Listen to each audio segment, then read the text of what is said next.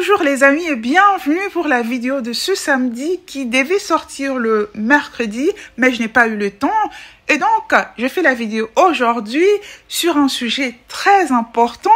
Les filles de la province du Sankuru en République démocratique du Congo, province de Patrice Emery Lumumba et de Papa Wemba, prônent la promotion des business internes et communautaires pour l'enrichissement communautaire face à l'enjeu majeur que l'accaparement de l'économie congolaise par des compagnies étrangères.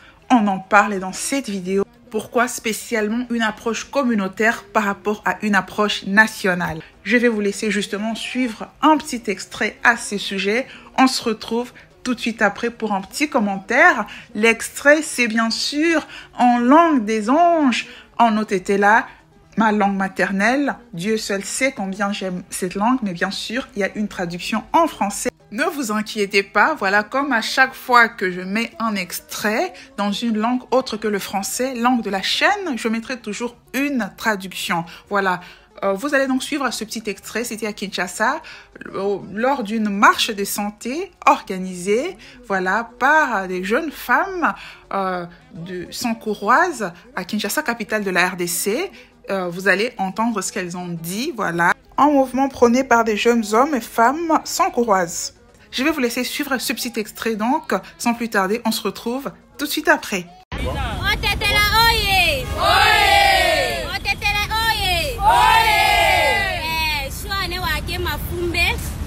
La marche de santé kedi tambonge na ngene fulaka mamba ohammo manala na ngemi kene ka malangi bitana ana ngeso wa tetela tolangane to meke partager wa mama ya ngane vraiment eko di menada mamba la mochi ko teketa le amamu tetela otetela oye so aka ana wa Papa Wemba shola na teko wana wasala wa video le TikTok lo ha sone wa influencer.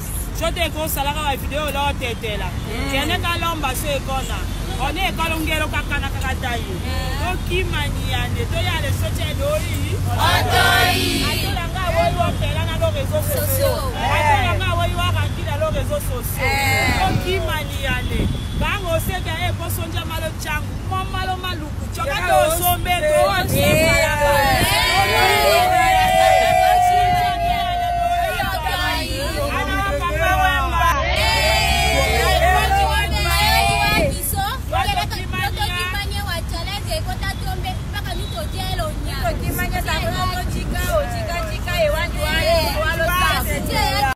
Voilà donc les amis, vous avez suivi cette intervention. Je vais passer aux commentaires, à l'analyse dans un petit moment où je vais toucher des points très chauds, notamment le point de savoir si la promotion du communautarisme économique, voilà, constitue du tribalisme, comme on a vu certains commentaires de ce type sous la vidéo faite par ces jeunes dames. On va répondre à cette question et c'est justement là où on va répondre à la question de savoir pourquoi aborder une approche communautaire plutôt que nationale. Ensuite, nous allons examiner la question de savoir ce qu'implique concrètement ce communautarisme économique.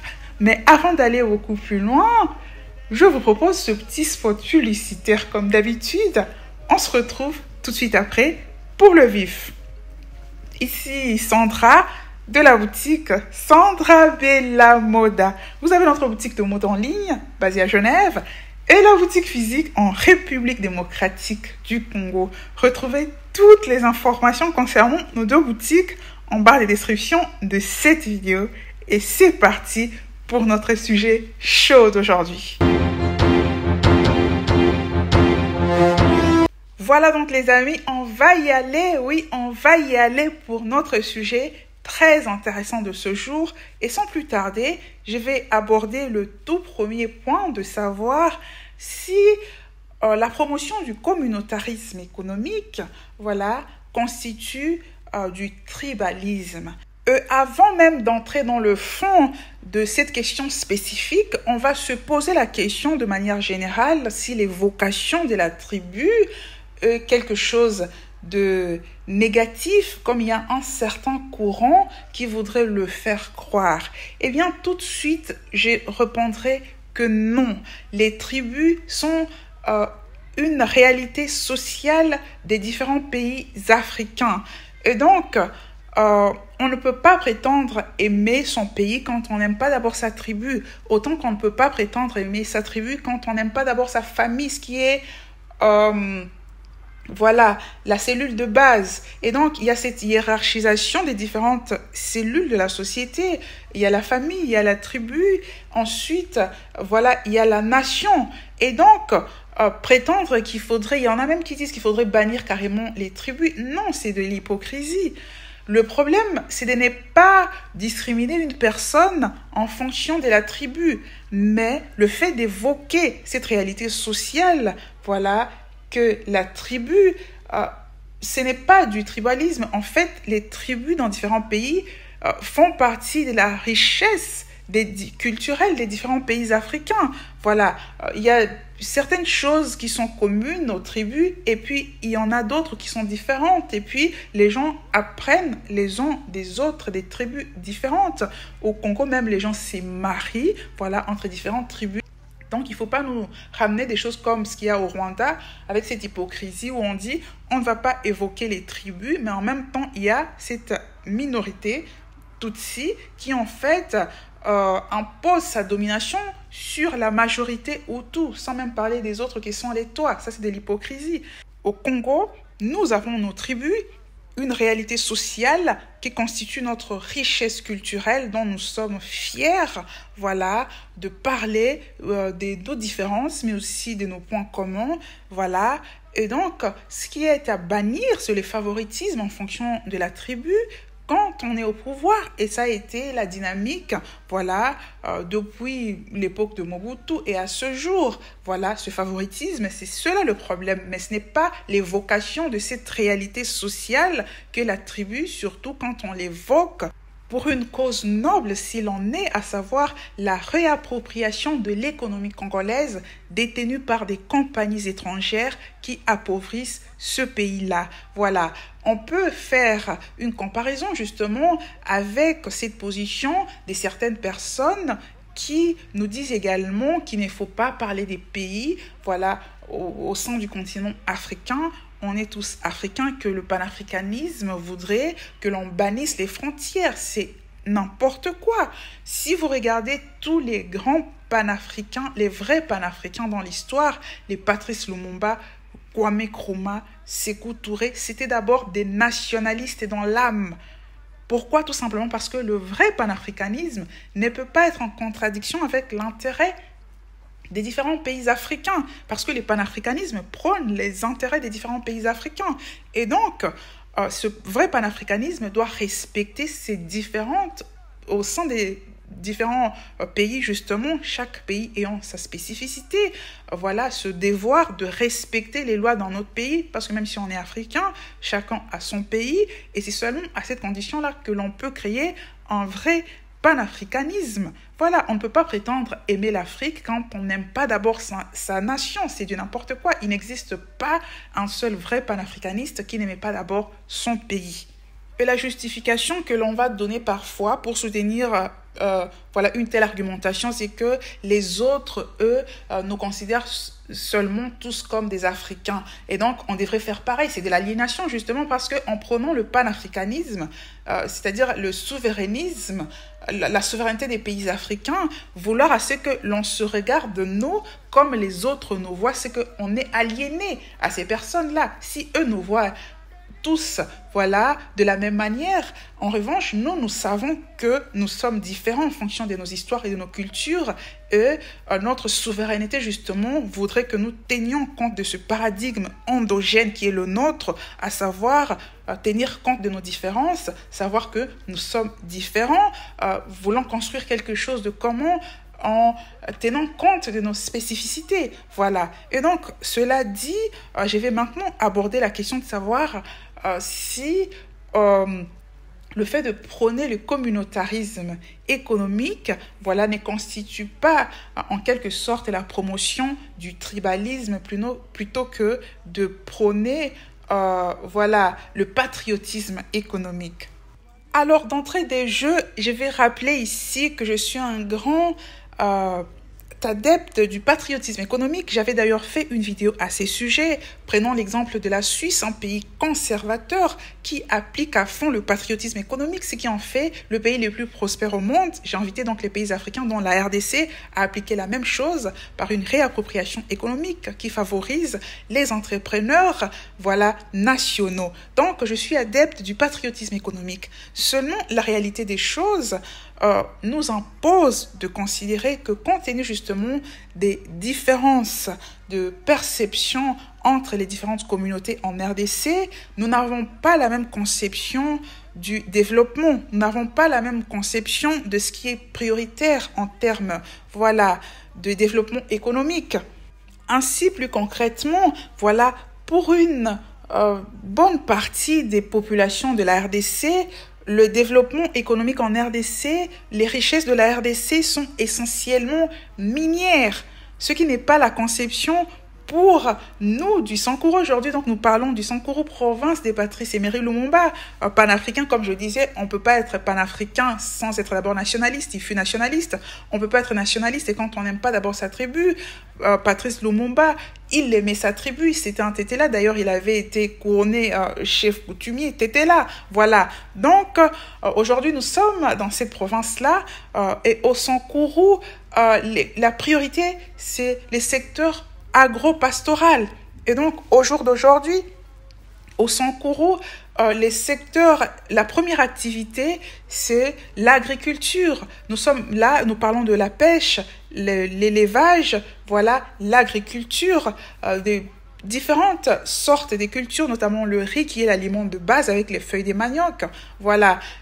Moi, je l'ai toujours dit pour ceux qui me suivent ici que c'est ce qui devrait booster, voilà, l'économie de la RDC, tout simplement parce que ce sont les produits que les Congolais consomment. Donc, le Sankuru produit pour sa consommation. C'est une province enclavée. Il n'y a pas de route. Les Belges avaient construit, voilà, les routes au sein des contrées où ils voulaient faire de l'exploitation, notamment dans le Grand Katanga et aussi au Kivu.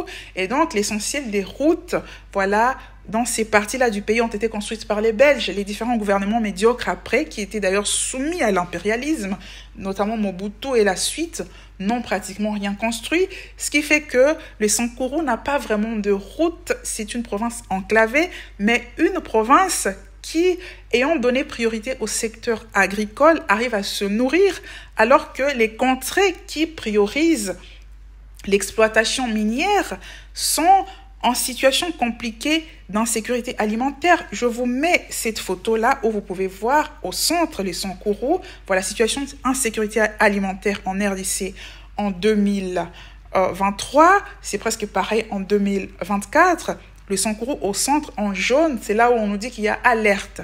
Mais là où vous voyez en couleur marron, c'est, voilà, c'est sérieux en fait.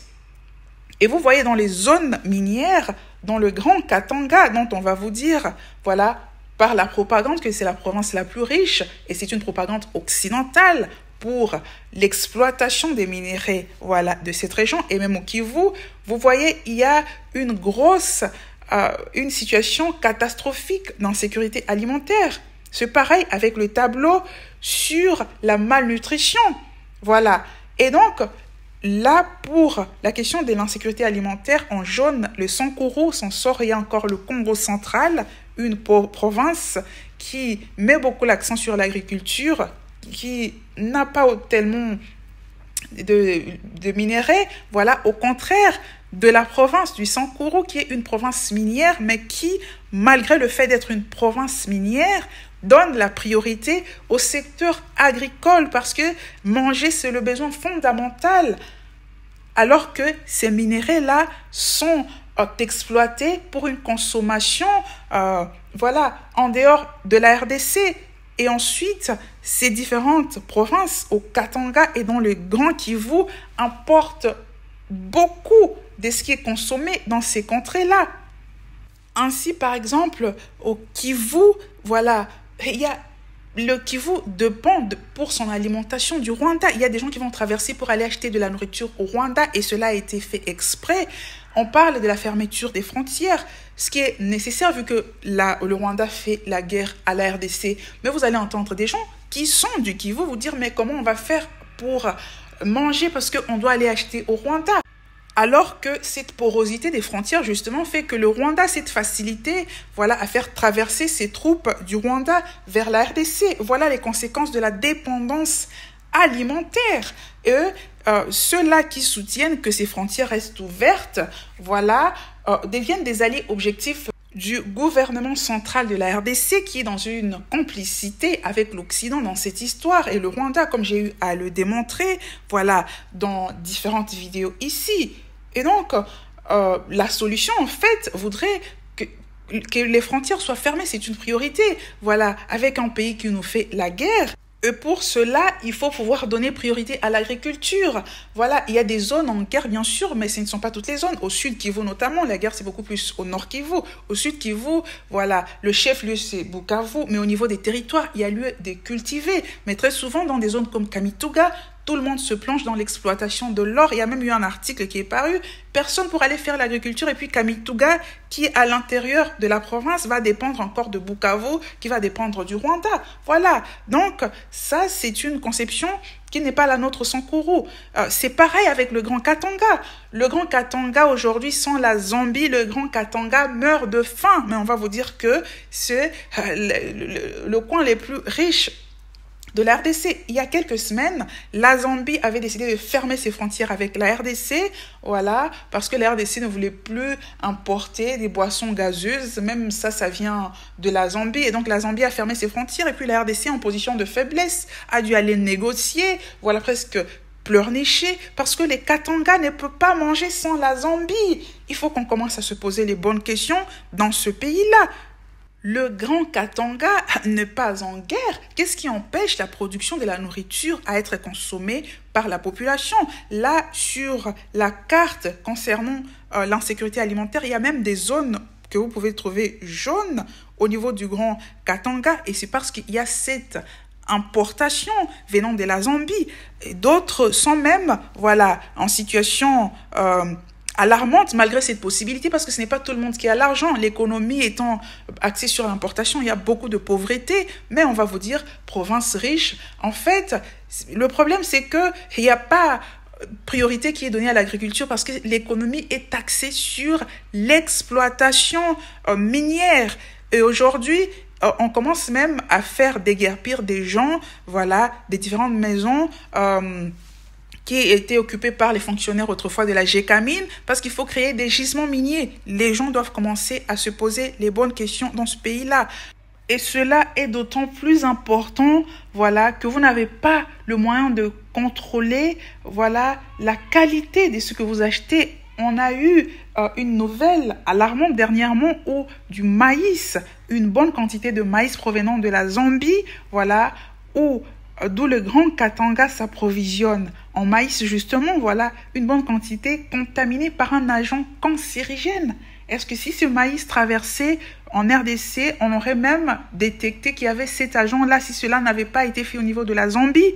Il faut commencer à se poser les bonnes questions. Comme je l'ai dit aux Congolais, sortez de la distraction, voilà, des minéraux plus investissements étrangers, cultivez la terre pour nourrir vos enfants. Car justement, le problème, c'est que cette économie qui est tournée, voilà, qui est exogène, tournée vers les besoins étrangers en minéraux, cette économie-là attire, demande même les investissements étrangers.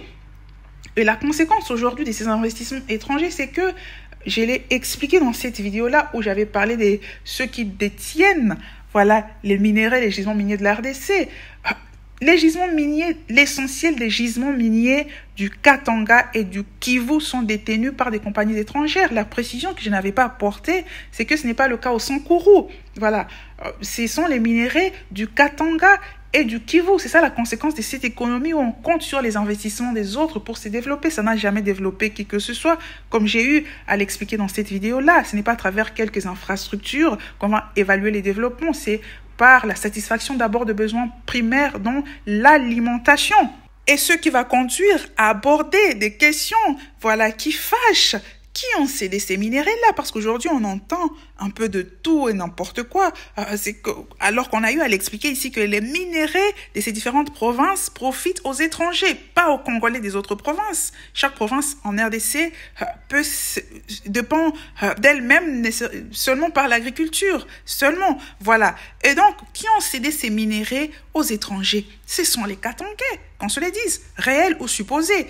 Il y a lui qui était le président à l'époque, voilà, supposé Katangais. Il y a Katumba Mwake, celui-là, voilà, il est décédé, Katangais. Il était le bras droit du président de l'époque, voilà. Et puis le gouverneur à l'époque, c'était Moïse Katumbi, dont aujourd'hui, certains voudraient nous dire qu'il va faire des miracles s'il devenait président, alors qu'il est tout aussi médiocre que ceux qui ont été, voilà, Joseph Kabila et compagnie, ainsi que ceux qui sont actuellement au pouvoir, soit toute la classe politique. Voilà, ils étaient là, ce sont eux qui ont cédé ces minéraux qui profitent aux compagnies étrangères. Donc, s'il y a des comptes à demander à des gens, c'est à ceux-là, voilà, qu'on voudrait présenter comme des héros, alors que ce sont eux qui ont cédé ces minéraux, voilà, ainsi qu'aux compagnies étrangères qui ont carrément décidé d'esclavagiser ces contrées du Grand Katanga et du Kivu soumis aux étrangers, voilà, qui détiennent ces minéraux-là. Donc, c'est à eux qu'il faut demander des comptes.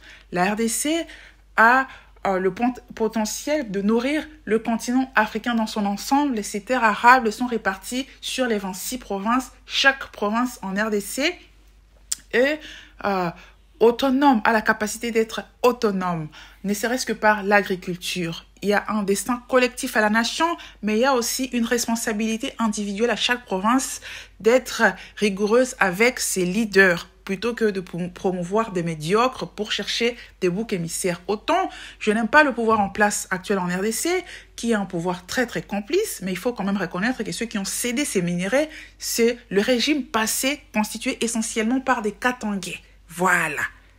À ces sujets d'ailleurs, il y a une personne très importante qu'il faut mentionner, un autre Katangais, Albert Yuma, qui était le président de la GECAMINE à l'époque où les minéraux ont été cédés. Voilà, il a fait une interview avec Alain Foka dont j'avais parlé dans cette vidéo-là, où il explique comment ces minéraux ont été cédés sous la pression d'institutions du Bretton Woods, dont le FMI et la Banque mondiale. Mais il faut mentionner qu'il y a eu complicité de l'élite locale, constituée essentiellement par des Katangais qui sont aujourd'hui d'ailleurs millionnaires et voire milliardaires. Voilà. En clair, on peut dire qu'aujourd'hui, les Katangais ont réalisé ce que Patrice Lumumba avait voulu empêcher. Voilà, éliminé par un Katangais, Moïse Tshombe et compagnie. Voilà, et aujourd'hui, ce sont des Katangais qui vont céder ces minéraux-là. Aujourd'hui, le Katanga est carrément esclavagisé par des compagnies chinoises. Voilà, et ça, ce sont les différentes sociétés civiles de ces contrées qui le disent. Pareil pour le Kivu, alors que les Sankoro de Patrice Emery Lumumba a ces minéraux.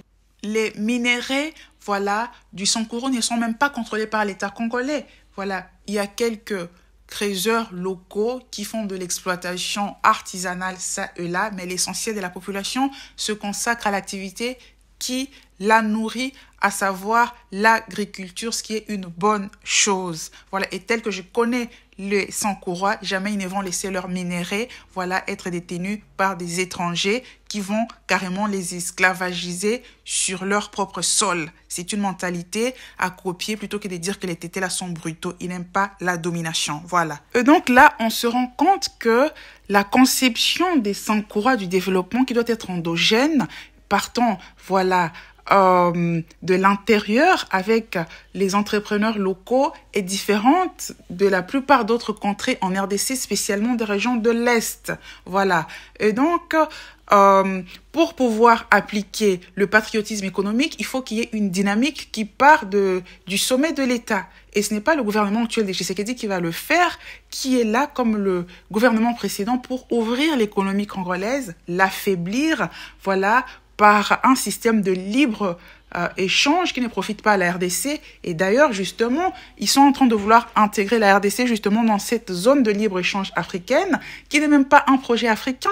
Ce sont des fondations, justement, comme celle-là, voilà, qui sont derrière ce projet-là pour ouvrir le marché africain toujours à des produits soi-disant africains qui ne seront même pas africains. La RDC n'a pas intérêt à rejoindre cette zone de libre-échange. La RDC ne produit rien.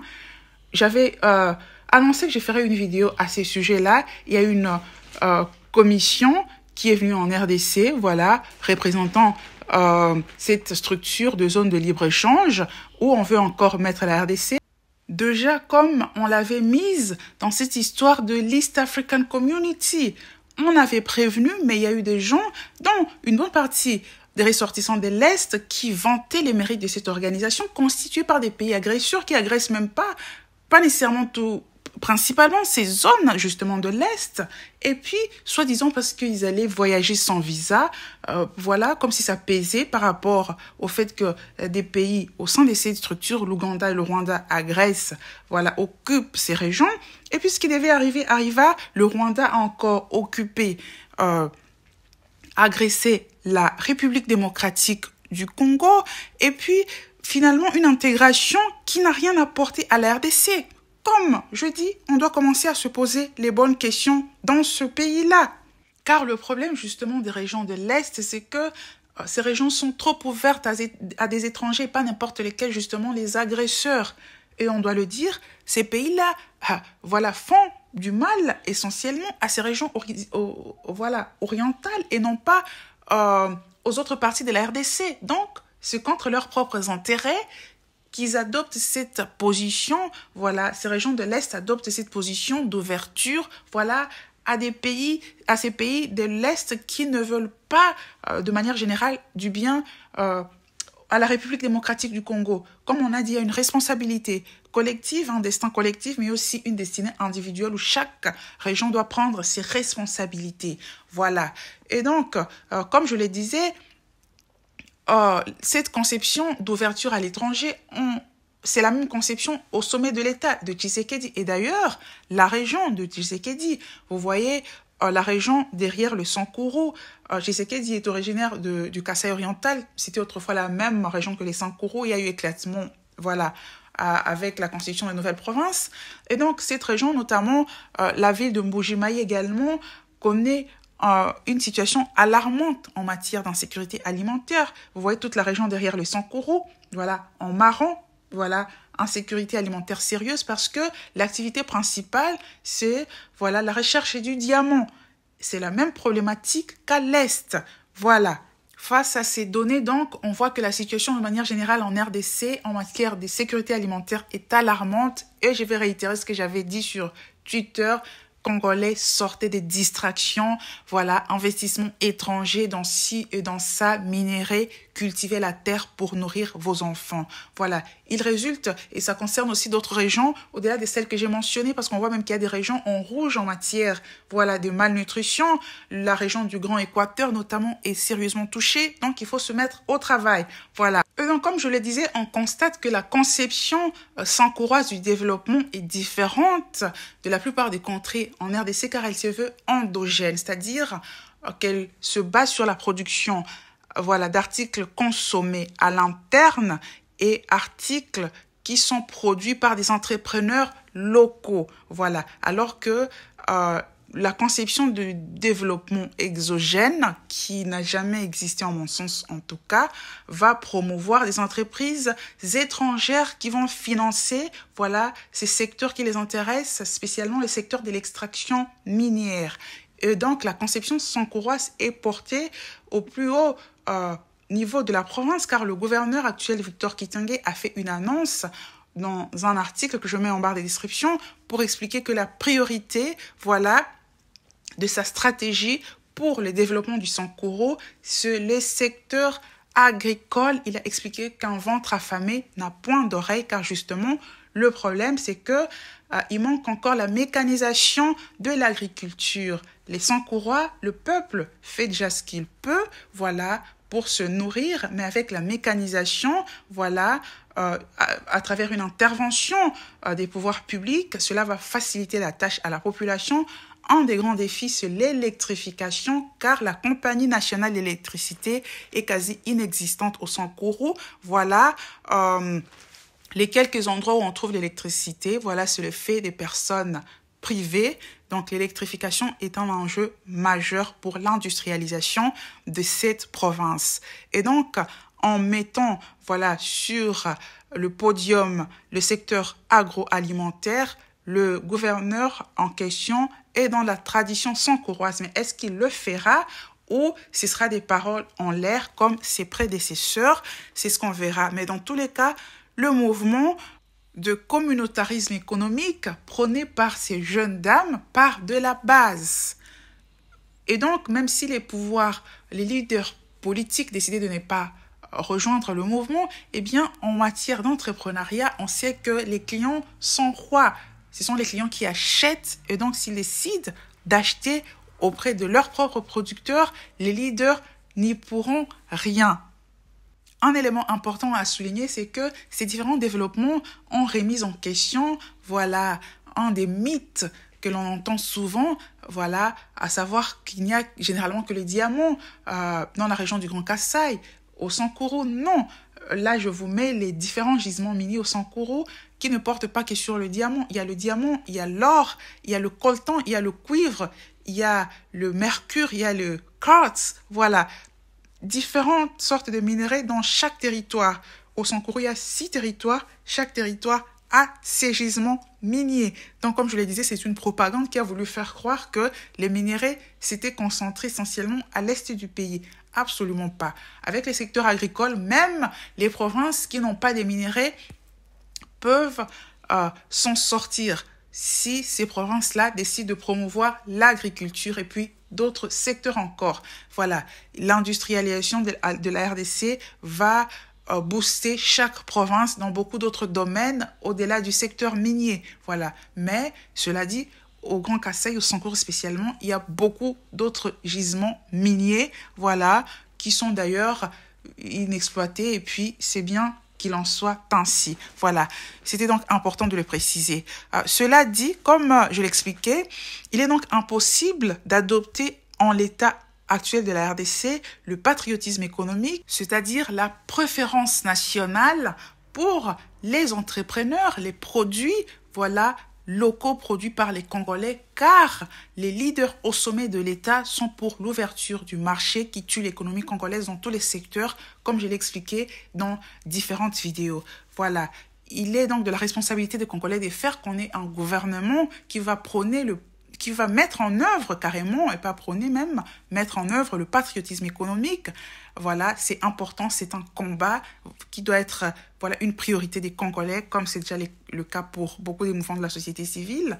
Mais en attendant, voilà, les jeunes femmes du Sankourou ont estimé important d'agir déjà sur le volet économique au niveau communautaire, vu qu'on ne peut pas le réaliser au niveau national, car au-delà de l'élite nationale, il y a aussi au niveau d'autres provinces, l'élite locale et même des membres de la société civile qui sont pour un soi-disant développement exogène basé sur des investissements étrangers, un développement qui n'a jamais marché nulle part. Et donc, face à cette réalité, le mouvement de la société civile sankouroise, porté par notamment ces jeunes dames, a estimé important d'agir déjà au niveau communautaire. Voilà, à notre niveau, si on ne peut pas le faire au niveau national, autant mieux évoluer avec ceux qui sont prêts d'évoluer avec nous, c'est-à-dire notre propre communauté. Il y a des communautés qui l'ont déjà fait dans d'autres pays, notamment les Igbo au Nigeria, et les Bamileke au Cameroun. Et la conséquence, c'est que ces communautés sont les plus fortes économiquement dans ces pays-là. C'est ce qui marche. Le communautarisme économique, voilà, à défaut de patriotisme économique. Ces communautés Bamileke au Cameroun et Igbo au Nigeria ont constaté que leurs compatriotes n'étaient pas prêts. Eh bien, ils ont décidé d'agir à leur niveau et les résultats sont là. Voilà. Au Cameroun, notamment, la région de l'ouest, voilà, de Bafoussam, la région des Bamileke, c'est justement cette région-là où il n'y a pas des commerces des Libanais ou des Indiens. Ces commerces ont fait faillite parce que ce communautarisme a fait que les Bamileke achetaient chez leurs frères Bamileke. Ils n'ont pas tenu. Alors que les Indiens libanais sont rois dans des pays comme la Côte d'Ivoire, la République démocratique du Congo et autres où, voilà, il n'y a pas cette dynamique-là de créer des communautés qui appliquent le communautarisme économique. C'est donc important. Ces communautés ont été traitées des tribalistes, notamment les Igbo au Nigeria ou les Bamileke au Cameroun. Eh bien, ce n'était pas leur affaire du moment que ça avait des résultats. Et aujourd'hui, d'autres communautés dans leur pays estiment que c'est la meilleure voie à suivre. Et si ces communautés-là font la même chose, au final, ce sera l'enrichissement de l'ensemble du pays. Voilà. Et donc, ainsi, en ce qui nous concerne, communauté Tétéla, nous sommes résolus à porter ce mouvement-là. Et puis, s'il y en a d'autres qui voudront faire la même chose, ce sera tant mieux. Mais s'il y en a qui vont préférer rester sous esclavage des Libanais indiens, esclavage économique, parce que c'était un aspect très important de l'esclavage, eh bien, ce sera à chaque communauté de faire son choix. Comme on l'a dit, il y a une destinée collective, mais il y a également des destinées individuelles où chaque province, chaque communauté doit prendre ses responsabilités face à cet enjeu majeur où toute notre économie est détenue par des étrangers. Nous sommes pour aborder des questions importantes sur ces thématiques d'enjeux importants. Ceux qui vont préférer rester dans des débats qui ne mènent la nation nulle part, futiles, ce sera à chaque communauté de faire son choix. Comme je le disais, la jeune dame, la vidéo qu'elle a faite, il y a eu certains commentaires parlant de tribalisme, mais dans l'ensemble, dans la majorité, il y a un grand soutien. D'ailleurs, ce sont des femmes qui font leurs vidéos en Tétéla, donc la plupart des personnes, la majorité qui les suivent sont des Tétéla. Si vous n'êtes pas Tétéla, donc, vous n'allez pas comprendre ce qu'elles disent. Et cette vidéo-là a reçu pratiquement déjà 140 000 vues, et elles sont suivies essentiellement par les Tétéla. Voilà donc les amis, ce dont je voulais parler avec vous. Je prévoyais en fait de faire une vidéo sur Charles Onana, le journaliste franco-camerounais poursuivi par les lobbies mafieux des Kagame au Rwanda aujourd'hui, mais j'ai pas eu le temps. Je crois que la vidéo va sortir au courant de la semaine. Probablement le mercredi, je vais faire un effort. Pour moi, c'est très compliqué de faire des vidéos en milieu de semaine. Celle-ci devait sortir en milieu des semaines.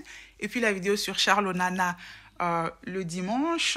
Et puis, j'ai pas pu. Donc, je vais voir. J'espère pouvoir le faire. Sinon, ce sera à la fin de la semaine. Voilà les amis, ce que je voulais partager avec vous. Et puis, avant de conclure, cette jeune dame-là, justement, elle a créé une agence matrimoniale, sorte d'agence matrimoniale, Et il semble qu'il y a déjà eu des mariages. On en parlera peut-être dans un autre sujet. Voilà, c'est une dame que j'apprécie beaucoup. Voilà les amis, je vous souhaite un excellent dimanche.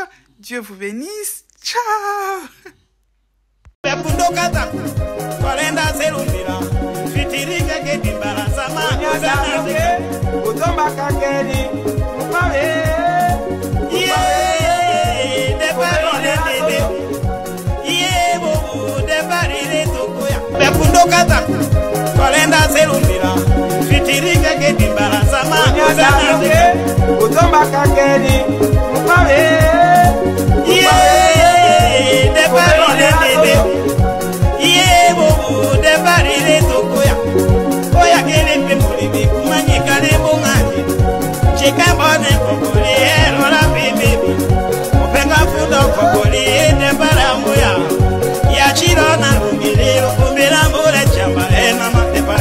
Kimengomo, simengomo, sokoyande, sokumande, mama yande, mama, tambe nanelo, tambe naname.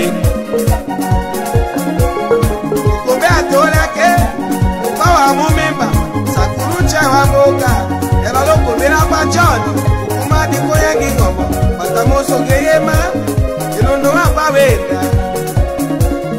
Wendona huko adikenda